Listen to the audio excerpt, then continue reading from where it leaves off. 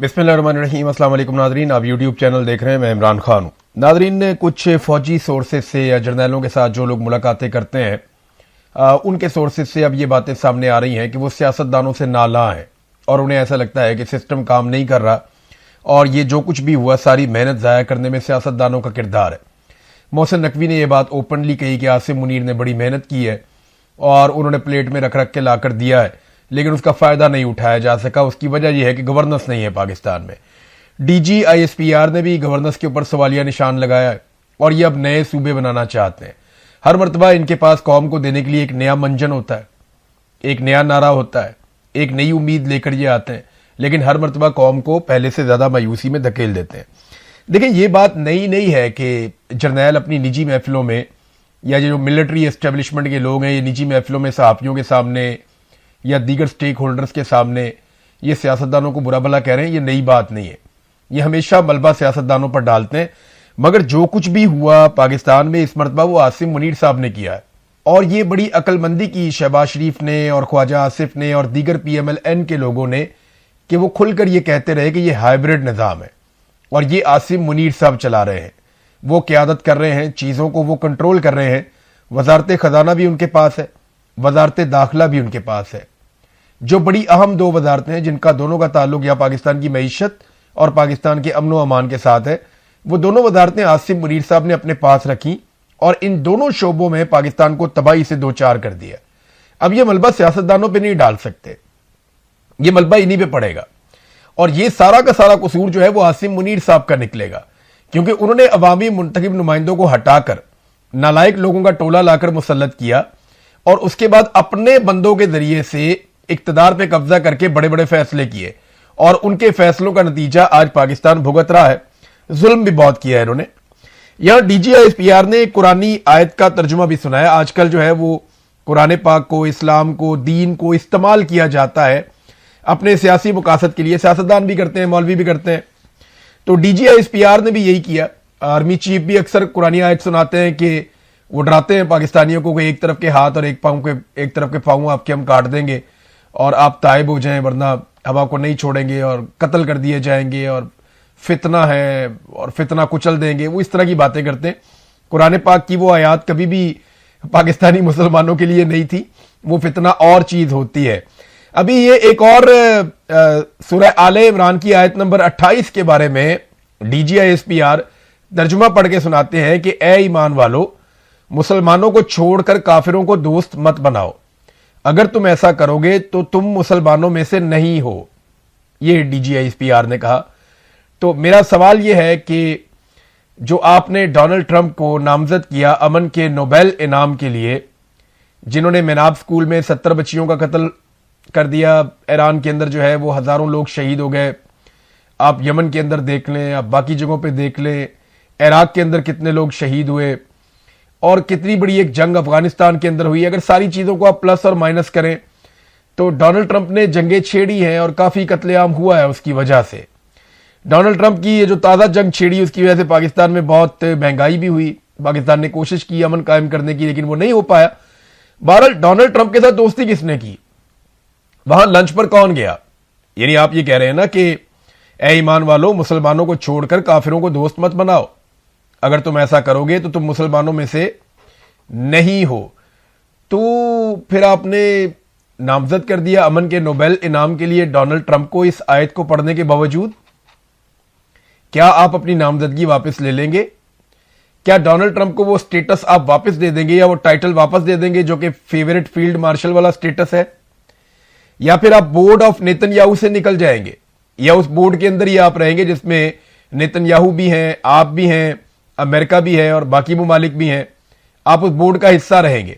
अभी उस बोर्ड ने फैसला किया नेतन्याहू के साथ मिलकर डोनाल्ड ट्रंप ने कि अब हमास को मुकम्मल तौर पे गैर मुसल्लह कर दिया जाएगा। हमास की जो शर्त थी गैर मुसल्लह होने के लिए वो बड़ी क्लियर थी और हमास ने कहा था कि जी यहां पे इसराइली फौज का मुकम्मल तौर पे इनखला किया जाएगा और इंसानी इमदाद मुकम्मल तौर पे खोल दी जाएगी और उसके अलावा जो शराइत मौजूद थी तामीर नौ वाली, ये सारी चीजें पूरी की जाएंगी, तो हम गैर मुसल्लह होने के लिए तैयार हैं। लेकिन डोनाल्ड ट्रंप और नेतन्याहू चाहते हैं कि अब इस मरहले में फौरी तौर पे हमास को गैर मुसल्लह किया जाए और उसके लिए ایک فورس آپ اچھی طرح جانتے ہیں کہ اسٹیبلائزیشن فورس وہاں پہ پہنچائی جائے گی. تو شہباز شریف نے فٹافٹ ڈونلڈ ٹرمپ کی تعریفوں والا ایک ٹویٹ داغ دیا اور اس میں وہ کہتے ہیں جی کہ پاکستان غزہ پیس پلان کے تحت غیر مسلح کرنے کے عمل پر عمل درآمد کے حوالے سے بورڈ آف پیس کے تحت پیش رفت کا خیر مقدم کرتا ہے. پھر آگے ڈونلڈ ٹرمپ کی تعریفیں ہیں.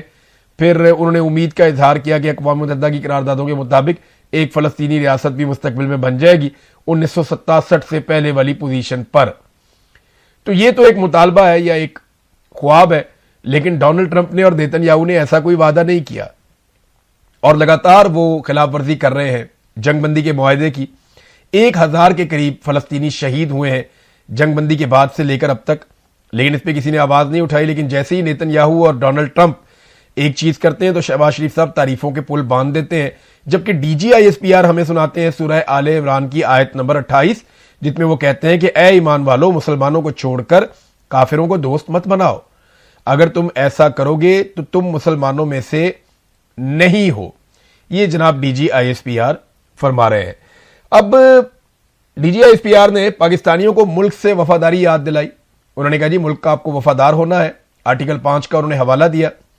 اب پاکستانی ایک سوال اٹھا رہے ہیں لگاتار سوشل میڈیا پہ. وہ یہ کہہ رہے ہیں کہ آپ تو ہمیں آئین یاد دلا رہے ہیں کہ آرٹیکل 5 کے تحت آپ نے وفادار رہنا ہے, اور ہر پاکستانی پاکستان کا وفادار ہے. وہ ووٹ بھی ڈالتا ہے, وہ ٹیکس بھی دیتا ہے, وہ قانون کے مطابق چلتا ہے, اور وہ کوشش کرتا ہے کہ ہر غلط چیز کی نشاندہی بھی کرے اور ریاست کے ساتھ وفادار رہے. لیکن پاکستان کی ملٹری اسٹیبلشمنٹ یا ملٹری جرنلز, کیا وہ اپنے حلف سے غداری کرتے ہیں یا نہیں کرتے؟ وہ اپنے حلف کی خلاف ورزی کرتے ہیں.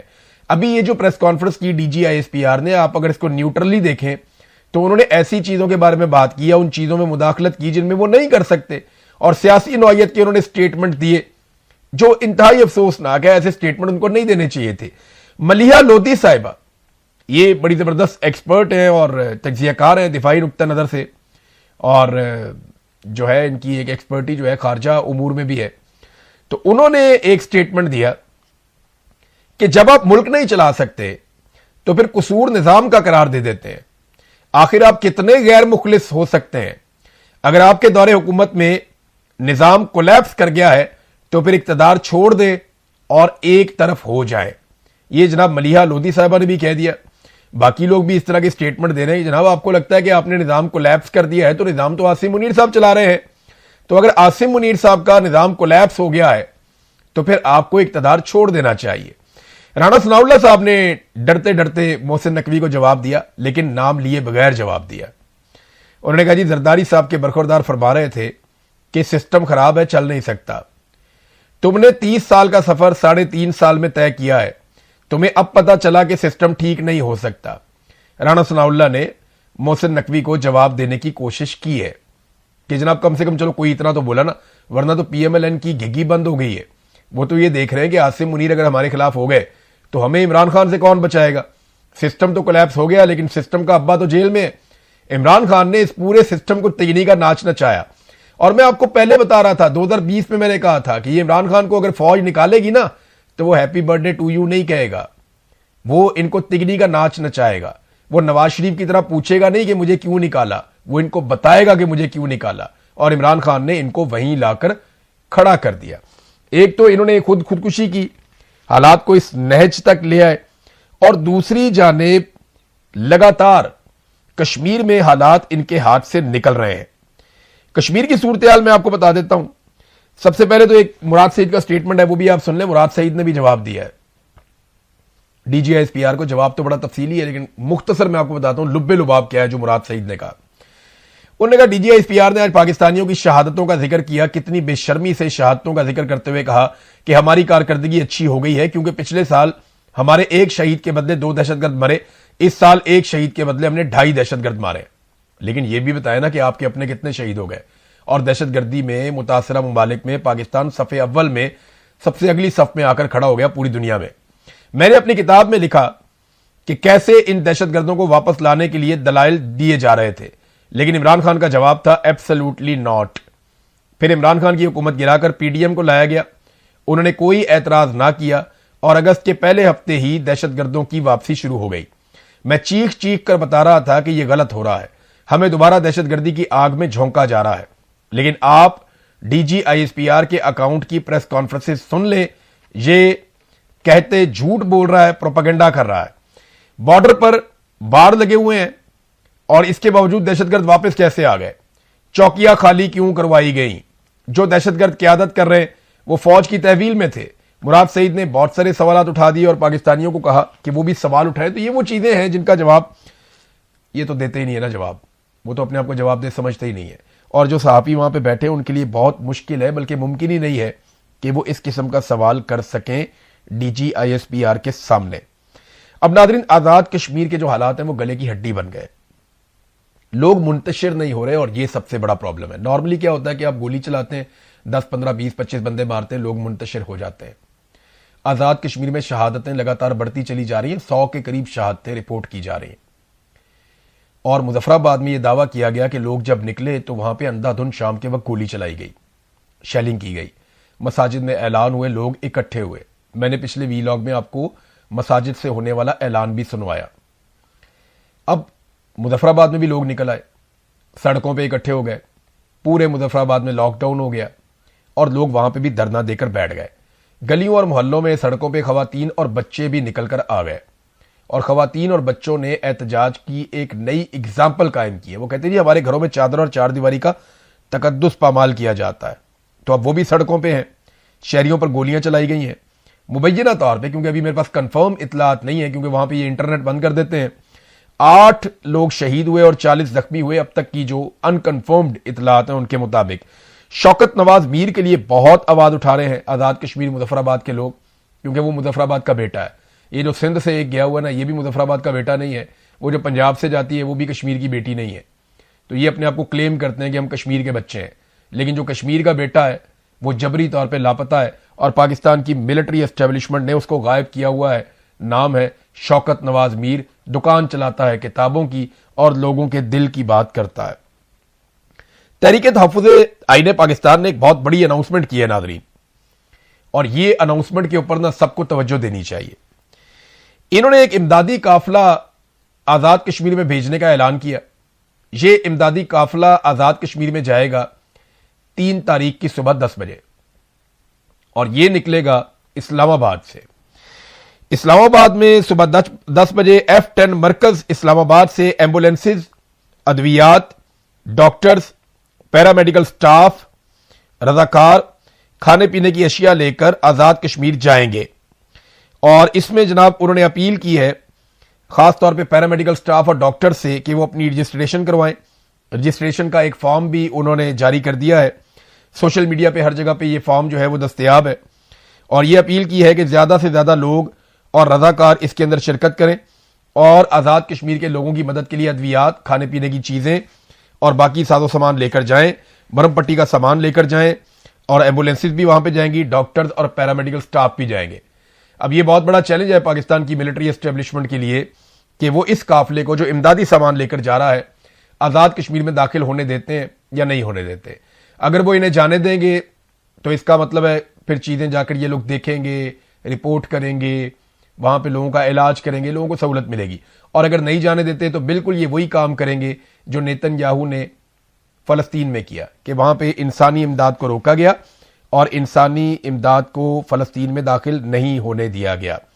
کشمیریوں کے لیے برطانیہ میں بہت بڑا احتجاج ہوا ناظرین۔ یہاں پہ لوگوں نے عاصم منیر اور ان کے علاوہ جو ایک خواجہ آصف اور دیگر کچھ لوگوں کے خلاف پوسٹرز اٹھائے ہوئے تھے، اور وہ شدید احتجاج کر رہے تھے۔ بڑی تعداد میں کشمیری روزانہ کی بنیاد پہ مختلف ممالک میں نکل رہے ہیں، خاص طور پہ برطانیہ میں ان کے بہت بڑے بڑے احتجاج ہوتے ہیں۔ اسلام آباد میں F10 میں ایک مظاہرہ کیا سینیٹر مشتاق صاحب کی کال کے اوپر، یہ بہت بڑا احتجاجی مظاہرہ تھا، لوگ بہت بڑی تعداد میں اکٹھے ہوئے۔ تو سینیٹر مشتاق کی یہ کوشش ہے، اور انہوں نے آزاد کشمیر کے حق کے لیے، کشمیر کے شہریوں کے لیے بڑا مظاہرہ کیا ہے۔ تو اسلام آباد میں تو یہ مظاہرہ ہو گیا، لیکن مریم نواز بالکل حسینہ واجد کی طرح ریئیکٹ کرتی ہیں۔ خود تو کہتی ہے میں کشمیر کی بیٹی ہوں، لیکن کشمیریوں کے حقوق کے لیے کشمیر کے جھنڈے لے کر جو خواتین و حضرات لاہور میں نکلے، ان کے ساتھ ایسے سلوک کیا گیا جیسے وہ کسی دشمن ملک سے آئے ہوئے۔ انہیں بروٹلی پکڑا گیا، انہیں گھسیٹ کے گاڑیوں میں ڈالا گیا، ان سے جھنڈے چھین لیے گئے۔ تو یہ زیادتی ہم نے پنجاب میں لاہور میں دیکھی، اس سے پہلے کبھی ہم نے اس بارے میں سوچا بھی نہیں تھا لیکن اب اس قسم کا طرز عمل ہے اور مریم نواز کی ساری سیاست کا خاصہ ہی ظلم، جبر، بربریت اور یہی چیزیں ہیں۔ میر وائز عمر فاروق یہ مقبوضہ کشمیر کے رہنما ہیں اور انہوں نے ایک سٹیٹمنٹ جاری کیا ہے جس میں انہوں نے کشمیریوں کے حق میں بیان دیا اور قیمتی جانوں کے ضیاع کے اوپر افسوس کا اظہار کیا۔ انہوں نے دعا بھی کی اور بات چیت پر زور دیا، مسائل کو بیٹھ کر حل کریں، جمہوری حقوق دیے جائیں۔ تو آزاد کشمیر کے شہریوں کے حق میں ایک بڑی آواز جو ہے وہ مقبوضہ کشمیر سے اٹھی ہے۔ اب دیکھیں کیسی الٹی گنگا بہ رہی ہے۔ مقبوضہ کشمیر میں ظلم ہوتا تھا تو آواز پاکستان سے اور آزاد کشمیر سے اٹھتی تھی، آج آزاد کشمیر میں ظلم ہو رہا ہے تو آواز مقبوضہ کشمیر سے اور پوری دنیا سے اٹھ رہی ہے۔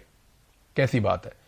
عاصم منیر صاحب نے آنے کے بعد پورا کا پورا ریورس گیئر ہی لگا دیا پاکستان کو، یعنی وہ تمام چیزیں جن میں ہم آگے ہوتے تھے ان تمام چیزوں میں ہم پیچھے ہو گئے۔ دہشت گردی جس کو ہم نے ختم کر دیا تھا، عاصم منیر صاحب کے آنے کے بعد وہ بہت بڑی ہے۔ محسن نقوی جو ان کے عزیز ہیں، ان کے قریبی ہیں، ان کو لگا دیا وزیر داخلہ اور انہوں نے تباہ و برباد کر دیا پاکستان میں امن و امان کو۔ کرکٹ پاکستان بہت بہتر جا رہا تھا، آگے بڑھ رہا تھا، اس کے اندر پاکستان کا ستیہ ناش کر دیا، پاکستان کا بٹھا ہی بیٹھ گیا۔ پلیئر بھی وہی ہیں، وہی سارا کچھ ہے، لیکن ایسی منحوست پڑی ہے کہ وہاں پہ بھی بیڑا غرق کر دیا۔ تو ہر چیز معیشت ہو، کچھ بھی ہو، جہاں جہاں پہ عاصم منیر صاحب نے ہاتھ ڈالا وہاں پہ پاکستان کو نہ صرف نقصان ہوا بلکہ بہت بڑا نقصان ہوا۔ ایک اور چیز میں آپ کو بتاتا ہوں، ان کی مہربانیوں سے پاکستان کا ترقیاتی بجٹ پتہ کتنا ہے؟ یہ آپ نے غور سے میری بات سننی ہے، غور سے۔ پاکستان کا ترقیاتی بجٹ جو بچا ہے نا ان کی مہربانیوں سے، وہ 1000 ارب ہے، کم ہوتا ہوتا 1000 ارب رہ گیا۔ یعنی جو ہمارے ترقیاتی منصوبے لگیں گے یا ترقیاتی کام پاکستان میں ہوں گے ان کا بجٹ ہے 1000 ارب، جبکہ جو پیسہ ہم نے کیپیسٹی پیمنٹ کی مد میں آئی پی پیز کو دینا ہے، یعنی وہ بجلی جو انہوں نے پیدا ہی نہیں کی، جو بجلی پیدا ہی نہیں ہوئی، جو بجلی کبھی بنی نہیں، اس بجلی کے نہ بنانے پہ ہم نے آئی پی پیز کو جو پیسہ دینا ہے وہ 1800 ارب روپیہ ہے۔ یعنی ترقیاتی منصوبوں کے لیے لگایا کتنا؟ 1000 ارب روپیہ۔ اور جو بجلی نہیں بنی اپنے چہیتے آئی پی پیز کو کتنا پیسہ دیا بجلی نہ بنانے کے بدلے میں؟ مفت میں 1800 ارب روپیہ، دگنا پیسہ ادھر دے دیا، یعنی اپنی جیبوں میں ڈال لیا۔ یہ ناظرین اس نظام کی حقیقت ہے، اس کو ہم جتنی جلدی پہچان لیں گے اتنی جلدی ہماری بچت ہو جائے گی۔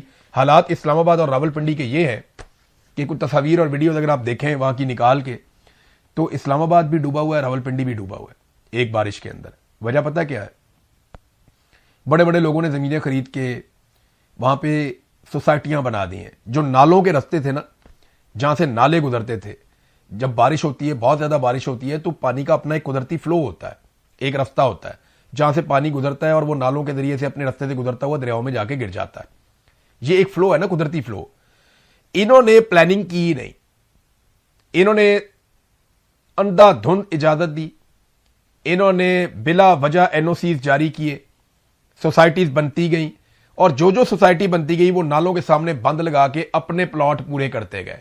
اب ہوا یہ ہے کہ جو پانی کا قدرتی رستہ ہے وہ ہو گیا بند، اور اب جب بھی بارش ہوتی ہے اسلام آباد میں بھی اور راولپنڈی میں بھی، کیونکہ بہت ساری مشروم گروتھ ہوئی ہے سوسائٹیوں کی، تو وہاں ہر طرف پانی کھڑا ہو جاتا ہے کیونکہ پانی کا رستہ ہم نے روک لیا، اور وہ پانی اب سیلاب کی شکل اختیار کر کے نقصان پہنچاتا ہے۔ اور یہ سب کچھ تھوڑے تھوڑے پیسے بنانے کے لیے ملٹری اسٹیبلشمنٹ نے اور بیوروکریسی نے اور سیاستدانوں نے مل کر کیا ہے۔ خود تو انہوں نے ملک میں رہنا نہیں ہے تو بیڑا غرق کر دیا پورے ملک کا پکڑ کے۔